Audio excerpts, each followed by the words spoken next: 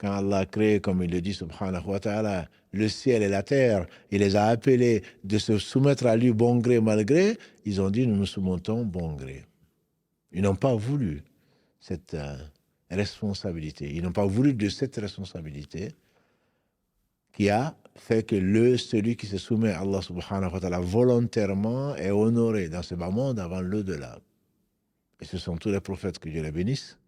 Et tous ont prié en particulier. Pourquoi? Parce que Allah nous le dit dans le Coran.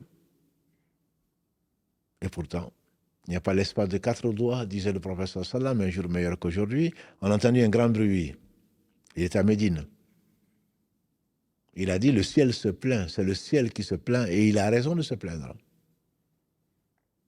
Il n'y a pas l'espace de 4 doigts, ou de quelques phalanges, qui séparent 2 anges dans le ciel, en prosternation en train de louer Allah subhanahu wa ta'ala. Si l'homme s'est chargé de cette responsabilité, cette amana, très peu, comme l'a prédit Satan sur lui ce qu'il mérite, sont reconnaissants. Tu trouveras très peu de ses serviteurs reconnaissants, dit Satan dans la sourate 7. À la suite des versets 16 et 17. Tu trouveras très peu de tes serviteurs reconnaissants. Je me mettrai, a-t-il promis, dans son insolence. Je me mettrai à leur droite, à leur gauche, devant eux, derrière eux, et tu trouveras, dans le verset 17, la sourate 7, très peu de tes serviteurs reconnaissants.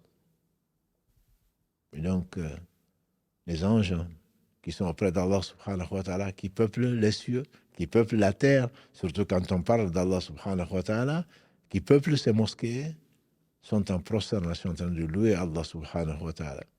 Et comme l'a dit le prophète sallam, le monde et ce qu'il contient serait donné par celui qui occupe la tombe, s'il pouvait se trouver pour une seule prosternation, mais il en a été incapable.